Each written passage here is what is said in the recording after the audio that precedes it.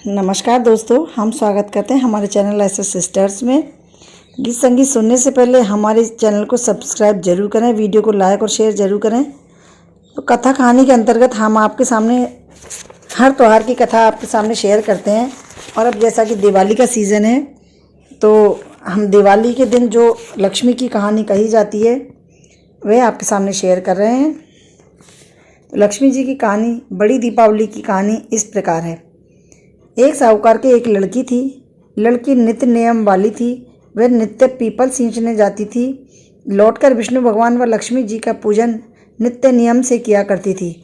एक दिन पीपल सींचते समय लक्ष्मी जी पीपल से निकली और लड़की से कहा, तू मेरी सहेली बन जा।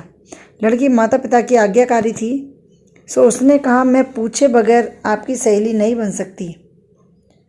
उसने आकर अपने माता पिता को सारा वृत्तांत बताया, तो उन्होंने कहा कि बेटी जरूर बनाओ, हम भला क्यों मना करेंगे।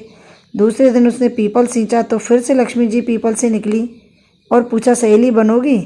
तब उसने कहा, हाँ बनूंगी, मेरे माता पिता ने सहमति दे दी है। तब दोनों सहेली बन गई। लक्ष्मी जी ने लड़की को खाने को न्योता दिया। घर आकर उसने अपने माता पिता से स्वीकृति ले दूसरे दिन खाना खाने पहुंच गई।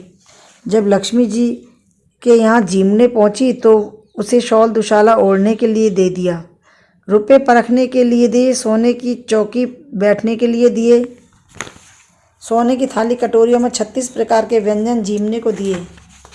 जब जीम झूठ कर साहूकार की बेटी जाने लगी, तब उसने लक्ष्मी जी को भी अपने घर आने का न्योता दिया।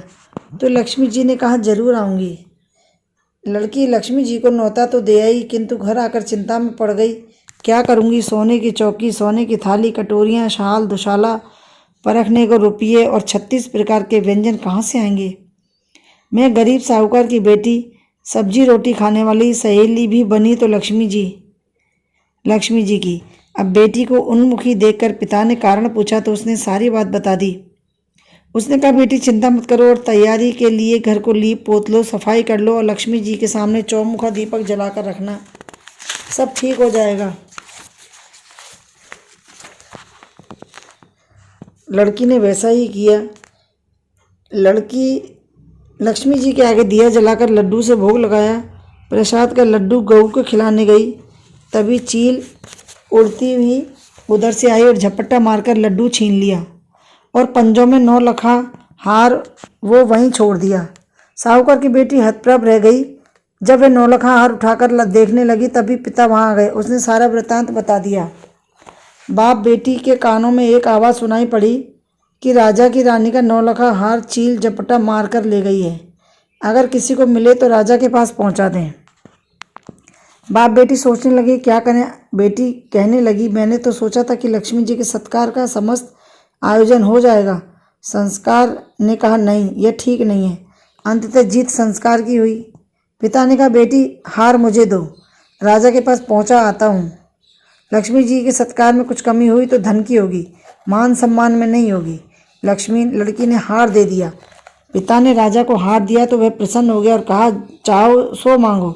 साहूकार ने कहा, यदि आप प्रसन्न हो, हे राजा जी, यदि आप प्रसन्न हो तो मेरी पुत्री ने सहेली को न्योता दिया है, सो ओढ़ने को शाल दुसाला, सोने की थाली कटोरियाँ, चौकी परखने को रुपये और खाने 36 प्रकारों के व्यंजनों की व्यवस्था करवा दीजिए। क्योंकि उसने न्योता देकर मेरी पुत्री को जमाया था, तब यही सब किया था। राजा ने यह सब व्यवस्था करवा कर उसके घर पहुंचा दी।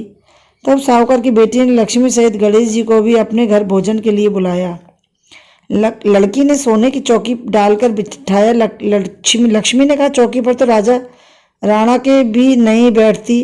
लड़की ने कहा, मेरी सहेली बनी हो तो बैठना ही पड़ेगा। लक्ष्मी जी बैठ गई। बहुत खातिरदारी करके भोजन कराया। लक्ष्मी जी बहुत प्रसन्न हुई।